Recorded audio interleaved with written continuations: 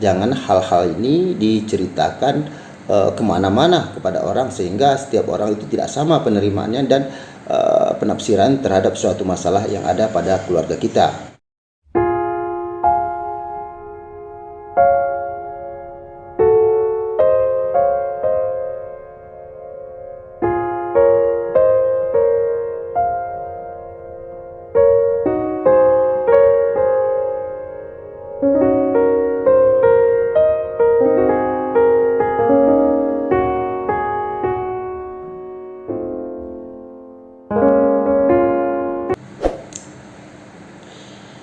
Assalamualaikum warahmatullahi wabarakatuh.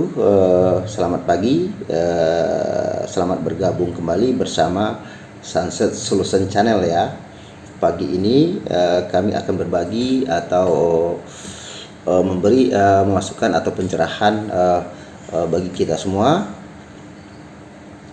tentang hal-hal yang sering terjadi dalam rumah tangga yang mengakibatkan perpecahan sampai ke perceraian ya. Dari kesimpulan kami ada beberapa poin yang sangat sering terjadi yang mengakibatkan rumah tangga hancur atau menelan sampai ke tingkat anak istri jadi korban dari perceraian yang sering terjadi. Pada hari ini kami akan mencoba mengulas ya beberapa poin ya tentang sebab-sebab perceraian. Mudah-mudahan nanti bisa jadi masukan atau antisipasi ya sebagai pegangan kita, jangan sampai poin-poin ini atau hal-hal ini terjadi pada diri kita dan anak-anak kita yang baru mengarungi kehidupan berumah tangga. Masalah yang klasik sekali yang sering sekali terjadi yaitu masalah finansial ya. Finansial ini adalah masalah yang sering sekali kita lihat, kita dengar dalam rumah tangga karena ekonomi menyebabkan ke sebuah rumah tangga retak atau berakibat perceraian. Masalah finansial ini terkadang bukan hanya kekurangan atau tidak ketiadaan ya, bukan ketiadaan atau kekurangan yang menyebabkan sesuatu mengakibatkan kehancuran rumah tangga, tapi terkadang finansial ini berlebih juga atau orang kaya juga mengalami hal ini karena kelebihan ya penggunaan uang atau harta yang tidak pada tempatnya. Ini juga bisa mengakibatkan perceraian atau kehancuran rumah tangga. Nah, apabila hal ini terjadi dalam rumah tangga, sebaiknya masing-masing pihak, suami atau istri, ini janganlah segera melakukan keputusan ya, membuat keputusan sendiri. Umpamanya sang suami tidak bekerja dan sang istri selalu meminta kebutuhan hidupnya ke rumah orang tuanya ya. Nah, ini sering sekali kita dengar di tengah masyarakat yang mengakibatkan perceraian. Nah, maka sebelum hal ini terjadi, janganlah melakukan keputusan yang fatal ya.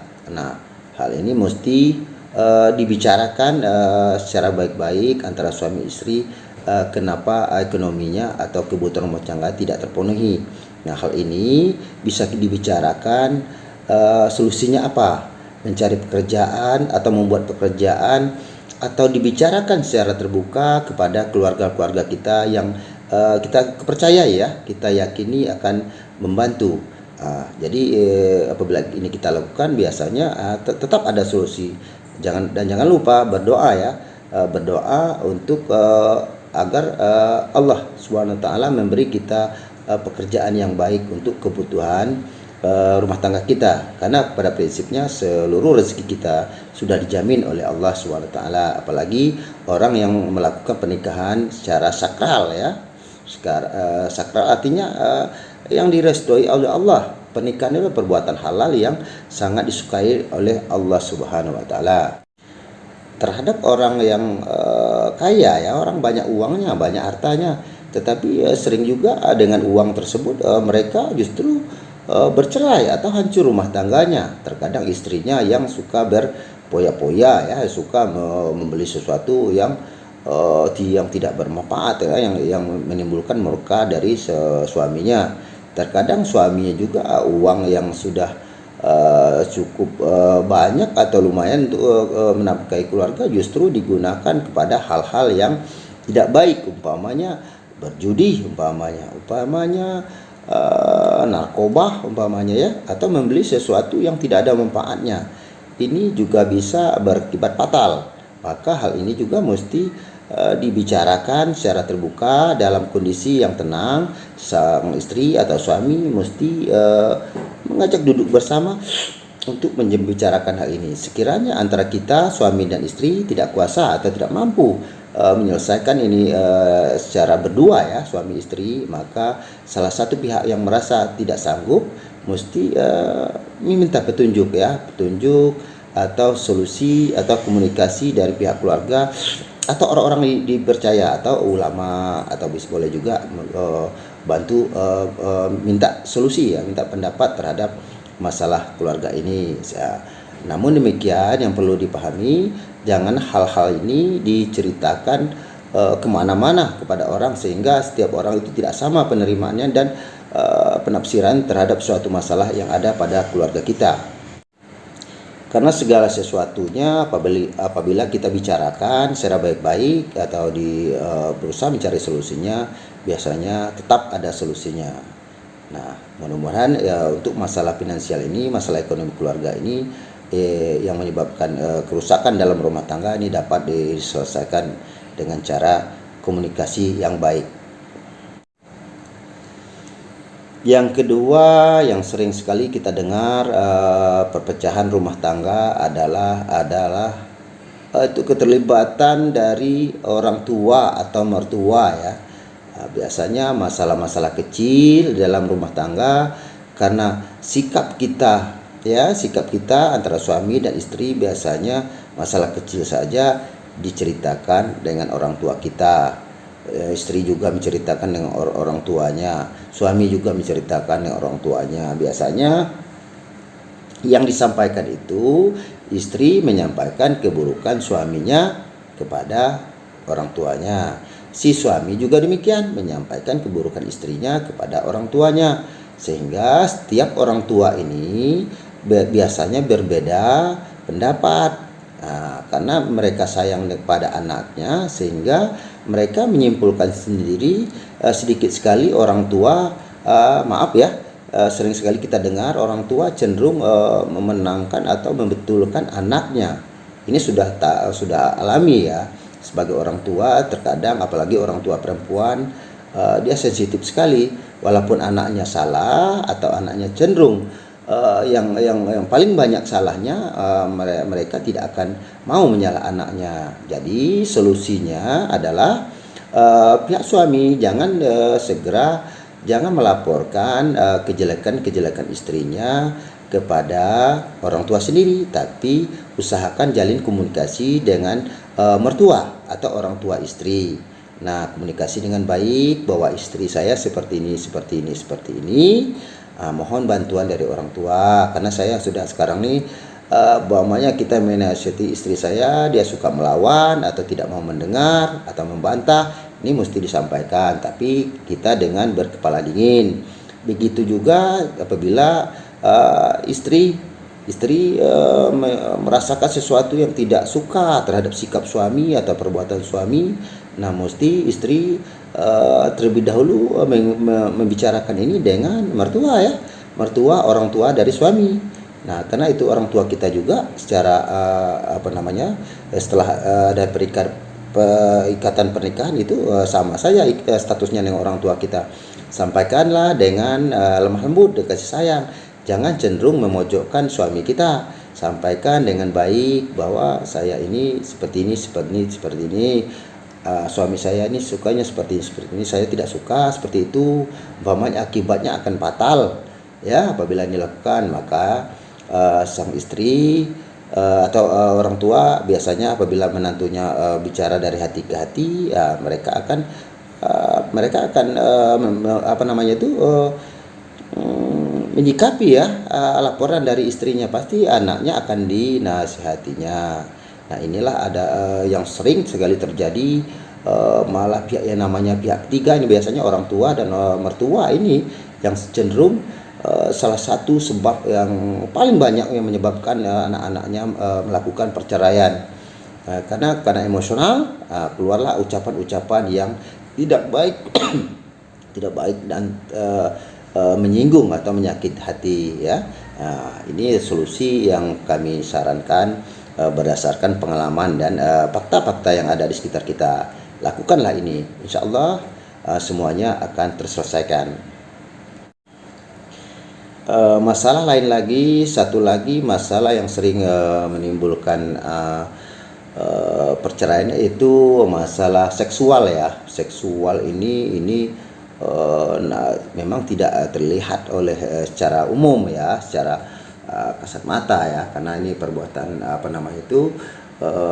hubungan suami istri yang hanya kita sama istri yang mengetahui.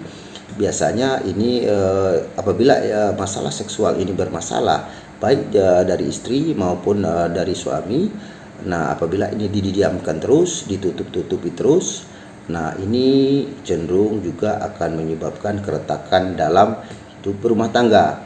Tentang hal ini janganlah sampai hal ini berlarut-larut. Apabila ini terjadi dalam rumah tangga kita atau anak-anak kita atau keluarga kita, musyawarahkan, bicarakan apa masalahnya. Kalau masalahnya ada solusi kesehatan, nah kita lakukan perobatan, berobat ya, agar masalah terselesaikan. Biasanya seperti itu. Jadi baik suami atau istri jangan mendiamkan atau tidak mau membicarakan masalah ini. Masalah ini mesti dibicarakan secara terbuka dan dalam keadaan tenang ya, dibicarakan baik-baik. Nanti pasti ada solusinya. Selain itu ada juga masalah yang paling sering kita dengar saat ini ya, ada perpecahan rumah tangga itu diakibatkan oleh KDRT ya, kekerasan dalam rumah tangga. Biasanya ini terjadi kebanyakan ya terjadi oleh suami yang punya temperamen atau emosional yang tidak stabil, sehingga apabila merasa tidak suka dengan istrinya langsung main pukul atau main tangan ya. Nah ini sangat fatal sekali. Ini bisa juga berakibat pidana ya, di penjaranya seorang suami yang sering memukul istrinya. Ini hukumnya sangat tinggi sekali. Ini termasuk undang-undang khusus atau pidana khusus terhadap kekerasan dalam rumah tangga. Nah selain itu juga pernah juga kita dengar atau sering juga kita dengar yaitu kekerasan seksual. Kekerasan seksual ini biasanya kebanyakan terjadi bawaan kelainan seksologi, kelainan seksual pada laki-laki. Biasanya ada orang-orang tertentu itu bergairah untuk melakukan seksual kepada istrinya itu apabila melakukan kekerasan. Nah hal ini mesti dibicarakan. Jangan seorang istri apabila ini terjadi jangan mendiamkan. Ini harus segera dibicarakan baik melakukan terhadap orang yang dipercaya maupun terhadap mertua ya, mesti dibicarakan. Jangan ini dipertahankan, kekerasan ini terus-menerus, karena berakibat fatal nanti terhadap kelainan terhadap jiwa anak-anaknya. Nah, ini yang perlu segera, kalau hal ini terjadi, ini mesti diprioritaskan, segera diselesaikan atau dibicarakan. Nah, mudah-mudahan dengan ada pembicaraan tetap pasti ada solusi ya. Pasti ada, jangan sampai apabila ada kekerasan dalam rumah tangga itu tersangkut langsung kasus hukum ya, karena apabila seorang suami sudah masuk dalam jadi narapidana, ini akan hancurlah semuanya. Atau waktu-waktu yang untuk membangun rumah tangga itu akan habis karena suami menjalani hukuman di penjara.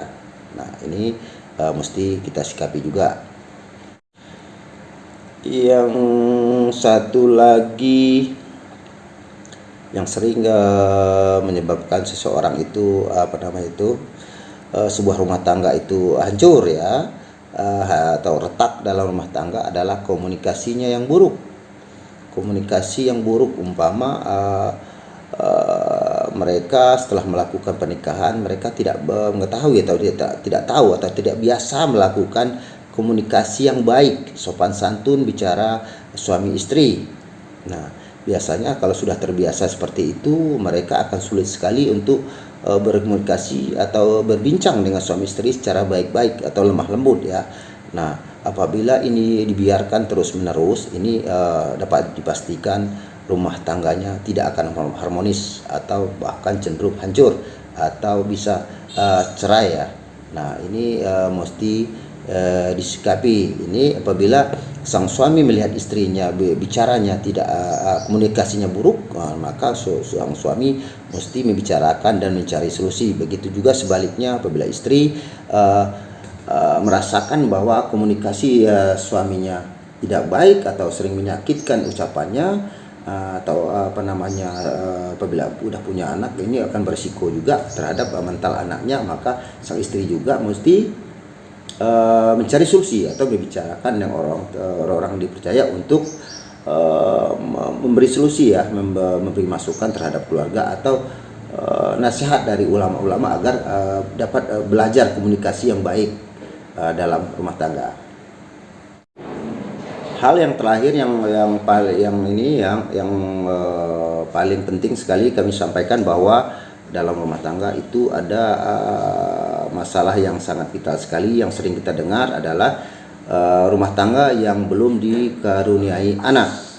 Hal ini apabila sang istri ya, atau sang suami ada kelainan terhadap kesehatannya sehingga bertahun-tahun tidak memiliki anak ya. Hal ini sering sekali menyebabkan rumah tangga retak dan mengalami perceraian. Nah, hal ini pun harus dibicarakan karena memiliki anak ini adalah anugerah Allah ya, pemberian dari Allah Subhanahu wa taala. Ini yang mesti kita syukuri. Kenapa Allah tidak beri? Karena tentu hal itu adalah yang lebih baik bagi kita.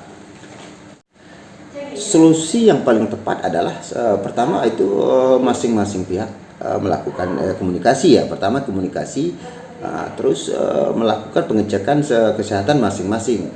Umpama diketahui atau terindikasi salah satu mengalami kurang sehat sehingga sulit untuk memiliki anak. Nah, maka pasangan ini mesti memaklumi pasangan yang lainnya. Salah satunya adalah solusinya untuk melakukan pengobatan, biasanya tetap konsultasi kepada pihak kedokteran. Nah, yang kedua solusinya adalah hidup kita ini kan sebentar sekali. Nah, banyak sekali sekarang di lingkungan kita anak yatim, orang-orang telantar, anak-anak bayi, anak kecil, anak yang tidak sekolah nih, adopsi saja. Adopsi anak-anak ini di samping kita sama saja, manusia diciptakan Allah itu pada prinsipnya sama. Maka apabila kita menyayangi anak yatim atau anak-anak terlantar itu sama saja dengan anak kita. Adopsi ya, baik secara agama maupun secara kenegaraan. Nah, maka insya Allah anak angkat pun, anak adopsi pun terasa sama dengan kasih sayang dengan anak kita sendiri ya. Nah, ini mesti kita lakukan. Biasanya kalau Allah ridho, terkadang setelah mengadopsi anak, nah Allah beri kehamilan pada istrinya. Nah, maka ini adalah salah satu ujian bagi Allah untuk kesabaran pada pasangan suami dan istri. Maka apabila ini terjadi pada rumah tangga kita, janganlah buru-buru melakukan perceraian atau mengganti istri atau mengganti suami istilahnya kan. Nah, itulah yang dapat kami sampaikan pada hari ini. Semoga bermanfaat bagi calon pengantin baru atau calon rumah tangga baru ataupun rumah tangga yang sudah mulai menjalani rumah tangga baru. Semoga bermanfaat. Apabila ada kata kami yang salah ya mohon maaf. Apabila ada pertanyaan atau masalah dalam keluarga, pemirsa Sunset Solution Channel dapat berkomentar atau menanyakan di kolom komentar ya di bawah ya. Nah, terima kasih. Assalamualaikum warahmatullahi wabarakatuh.